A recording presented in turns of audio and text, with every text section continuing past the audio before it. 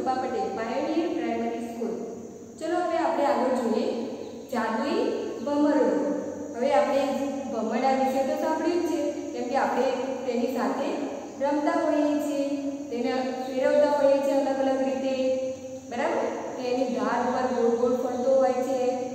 ચલો હવે અહીંયા આપણને જાતે ભમરડો બનાવવાનું કહ્યું છે, એટલે કે ઊંઠાનો ઉપયોગ કરીને બનાવવાનું કહ્યું છે। જો તમારે બુકમાં આપ્યું છે, ચાલો એક જાદુઈ ભમરડો બનાવીએ। કાર્ડબોર્ડનો એક ટુકડો લો। કાર્ડબોર્ડનો એક ટુકડો લેવાનો કીધો છે, એટલે કે જાડા કોઠાનો એક ટુકડો લો। હવે 3 સેમી ત્રિજ્યાવાળું એક વર્તુળ દોરો અને તેને કાપી લો। હવે તમારી પાસે નાનું દ્વિભાજક હોય છે, જે કંપાસ બોક્સમાં આવતું જ હોય છે, જેમ કે જો અમારી પાસે છે આ દ્વિભાજક। હવે આમાં દોરવાનું કેવી રીતે હોય છે? 3 સેમી, જેમ આપણે આગળના ધોરણમાં શીખી ગયા છીએ, ચોથા ધોરણમાં ચેપ્ટર 8માં વર્તુળમાં કે કેવી રીતના માપ લેવાનું છે અને કેવી રીતના દોરવાનું છે।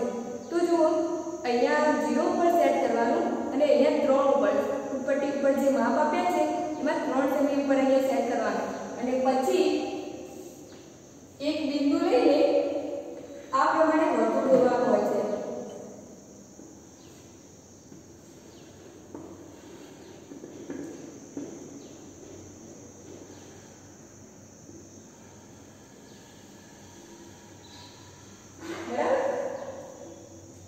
ચલો હવે તમારી ચોપડીમાં શું કરે છે કે એને ગોળ કાપી નાખવાનું। આ દોર્યા પછી એને ગોળ કાપી નાખવાનું છે। હવે જુઓ 3 સેમી ત્રિજ્યાવાળું એક વર્તુળ દોરો અને કાપી લો। વર્તુળના 8 સરખા ભાગ કરવાના છે। તો 8 સરખા ભાગ કેવી રીતના કરશું? સૌથી પહેલા વચ્ચે એક લીટી, આડી એક લીટી, કેટલા ભાગ થયા? 4 ભાગ। चलो પછી અહીંયાથી એક લીટી અને અહીંયાથી એક લીટી। જુઓ 1 2 3 4 5 6 7 8 ભાગ। ચલો પછી શું કહ્યું છે? હવે દરેક ભાગ વર્તુળનો 1/8 ભાગ છે, એટલે કે દરેક ભાગ એક કુલ વર્તુળનો 1/8 ભાગ છે, એટલે કે કુલ 8 ભાગમાંથી 1 ભાગ। દરેક એક ભાગની વાત કરીએ તો 8 ભાગમાંથી 1 ભાગ, 8 ભાગમાંથી 1 ભાગ એવી રીતે કહી શકીએ। ચલો ત્યારબાદ કહ્યું છે 2/8 ભાગને લાલ રંગ પૂરો। શું કહ્યું છે? 2/8 ભાગમાં લાલ રંગ પૂરવાનો, એટલે કે 8 ભાગમાંથી 2 ભાગમાં લાલ રંગ પૂરવાનો। પછી 1/8 ભાગને નારંગી રંગ, એટલે કે 8 ભાગમાંથી 1 ભાગમાં નારંગી રંગ। ચલો ત્યારબાદ 1/8 ભાગને પીળા રંગથી દર્શાવો, કે 8 ભાગમાંથી 1 ભાગને પીળા રંગથી દર્શાવો। ચલો પછી જે આકૃતિમાં દર્શાવે છે વર્તુળની વચ્ચે એક દિવાસળી ગોઠવો।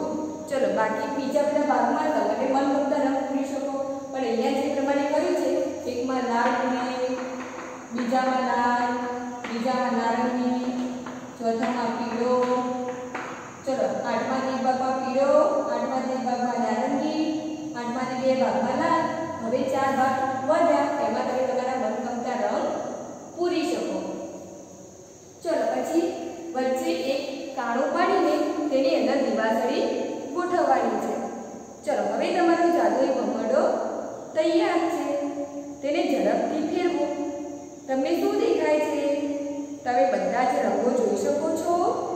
તમે જે જુઓ છો તે તમારી નોટબુકમાં લખવાનું છે, કે તમારે એને ગોળ ગોળ ફેરવવાનું છે। એ કેટલો સ્પીડમાં ફરે છે શું તમે ધ્યાનથી કલરો જોઈ શકો છો? તે રંગીન દેખાય છે?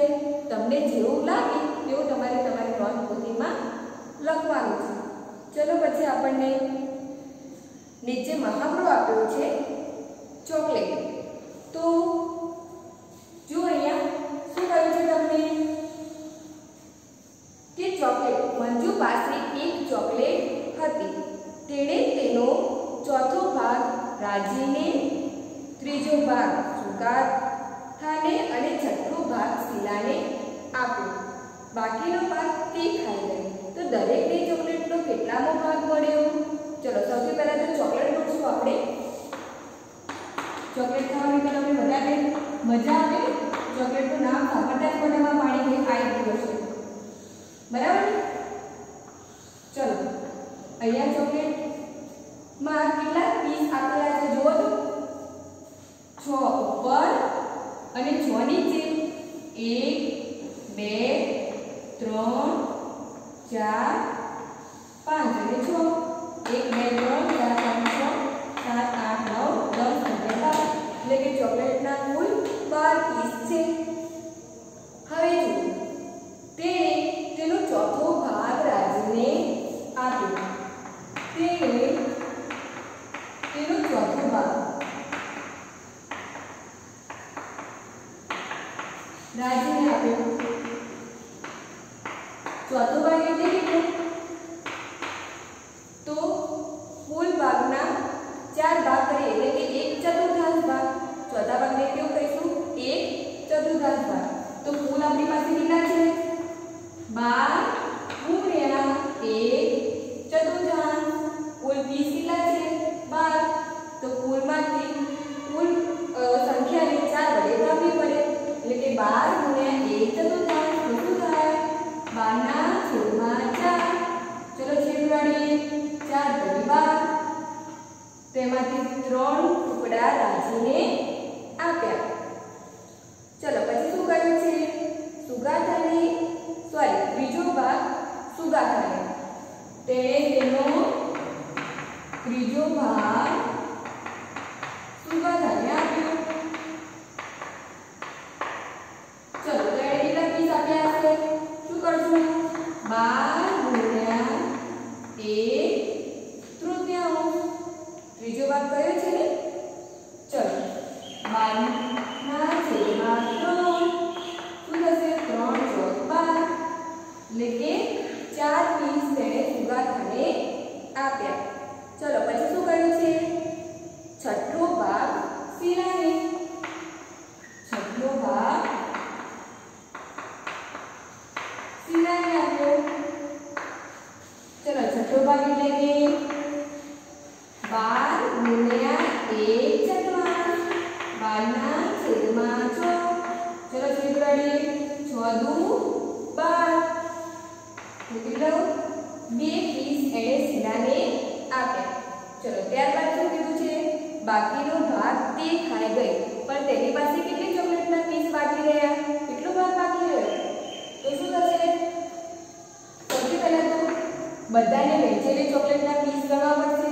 તો 3 + 4 + 2 કેટલા થશે?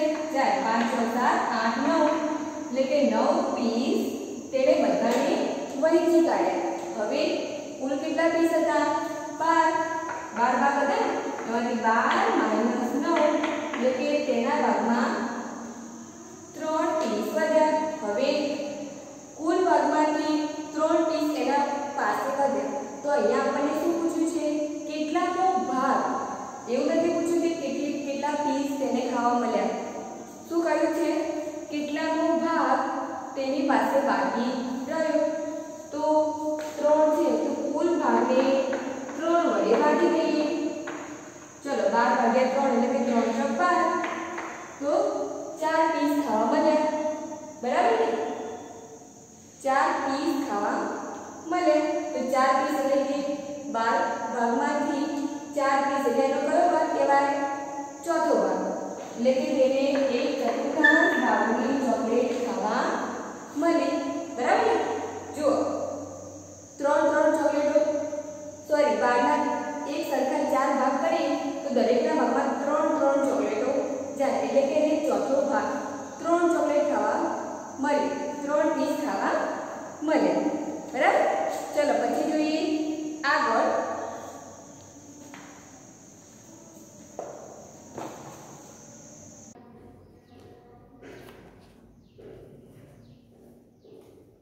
નમસ્તે વિદ્યાર્થી મિત્રો.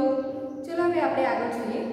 ટોપીઓમાં રંગ પૂરવાના કહ્યા છે. જો પેજ નંબર 53 ઉપર ટોપીઓમાં રંગ પૂરો. ચલો અહીંયા આપણને કુલ ટોપીઓનું આવું એક ચિત્ર આપ્યું છે. બરાબર? એમાં જુઓ ટોપીઓની સંખ્યા ગણવાની છે આપણે સૌથી પહેલા કેટલી છે 1 2 3 4 5 6 7 8 9 10 11 12 13 14 15 કુલ કેટલી ટોપી છે 15 ટોપીની સંખ્યા બરાબર 15 કેવી અલગ અલગ મસ્ત મજાની ટોપી આપી છે હવે એની અંદર આપણે રંગ પૂરવાના કયા છે ચલો જો 1/3 ટોપીમાં લાલ રંગ પૂરો 1/3 ટોપીમાં લાલ રંગ ચલો પછી 3/5 ટોપીમાં વાદળી રંગ બરાબર ચલો હવે ત્યારબાદ તમને એવું પૂછવામાં આવ્યું છે કે તમે કેટલી ટોપીઓમાં લાલ રંગ પૂર્યો ચલો જોઈએ 3 ટોપીમાંથી એક ટોપીમાં લાલ રંગ પૂરવાનો છે અથવા તો જુઓ કેવી રીતના ગણીશું કુલ 15 ટોપી છે તો સૌથી પહેલા લાલ રંગ માટે કુલ ટોપી કેટલી 15 ગુણ્યા 1/3 આપણે જેટલામાં રંગ પૂરવાનો કયો હોય તે લઈશું આપણે તો 15 ને આની સાથે ગુણાકાર થશે 15 * 15 ભાગ્યા 3 ચલો શીખવાડીએ કેટલા તરી 15 થાય 3 નો ઘડિયો બોલીએ 3 * 3 3 * 6 3 * 9 3 * 12 3 × 5 = 15 તો કુલ 15 ટોપીમાંથી 5 ટોપીમાં લાલ રંગ પૂર્યો છે ચલો હવે વાદળી રંગ માટે જોઈએ તો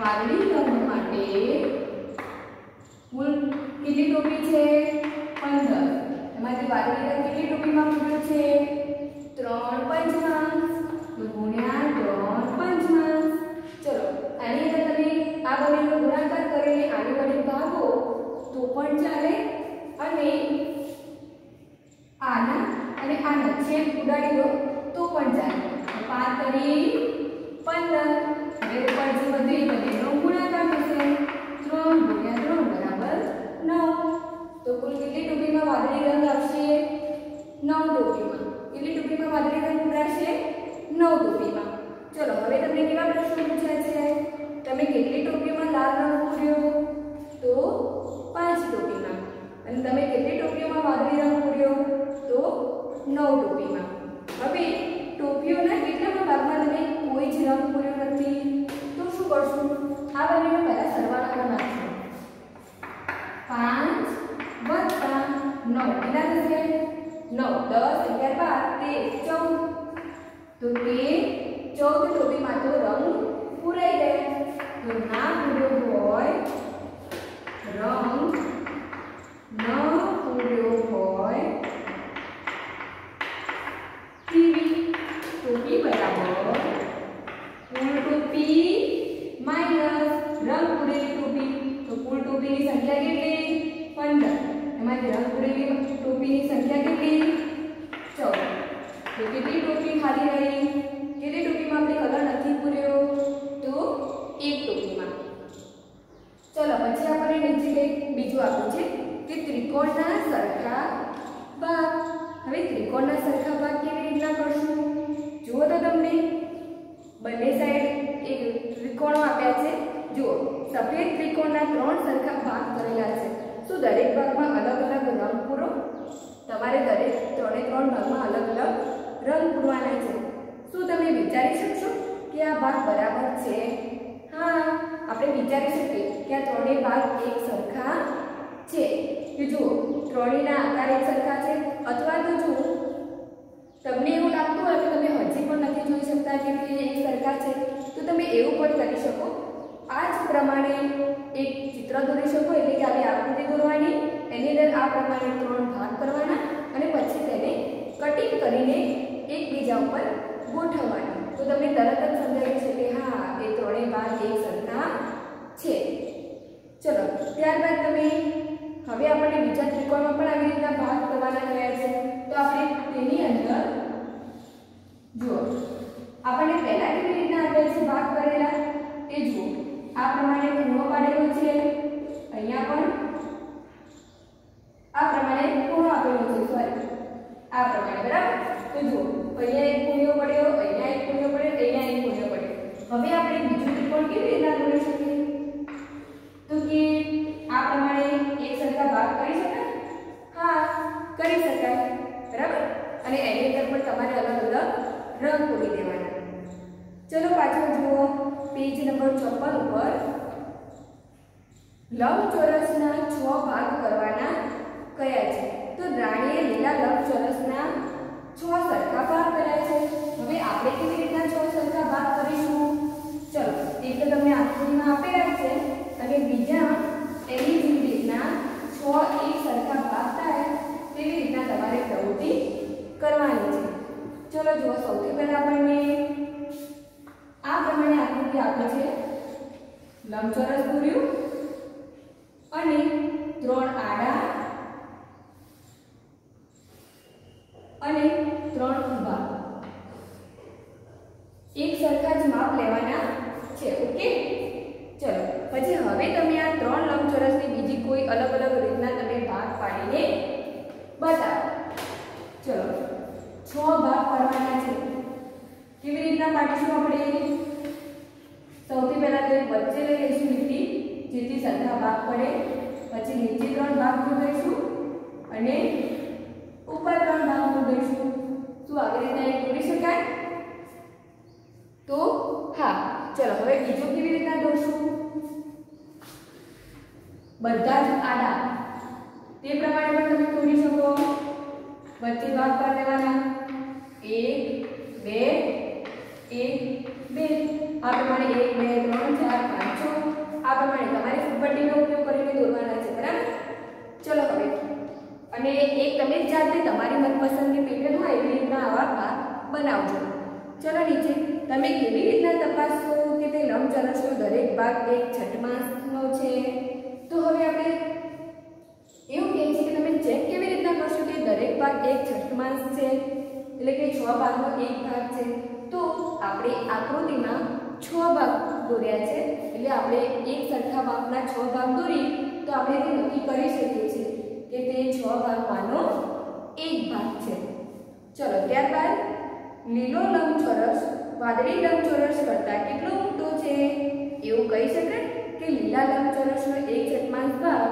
વાદળી લંબચોરસના એક છઠ્ઠાંશ ભાગ કરતાં મોટો છે ચલો તમને અહીંયા એક લંબચોરસ નાનું આપેલું છે અને એક લંબચોરસ મોટું આપેલું છે એટલે કે એવું કહેવા માંગે છે કે વાદળી રંગના લંબચોરસમાં આપણે 6 ભાગ પાડીએ તો જો એમાં એક ભાગનું માપ લઈએ તો તે આ લીલા રંગના 6 ભાગમાંના એક ભાગ કરતાં વધારે છે કે ઓછું છે તો શું આવે આ લંબચોરસ નાનું છે એટલે તેનો ભાગ પણ ઓછો જ હોય ને તે લીલા રંગના લંબચોરસના ભાગ કરતાં ઓછું હશે બરાબર ચલો પછી જોઈએ આપણે નેક્સ્ટ વિડીયોમાં એક સ્ટોરી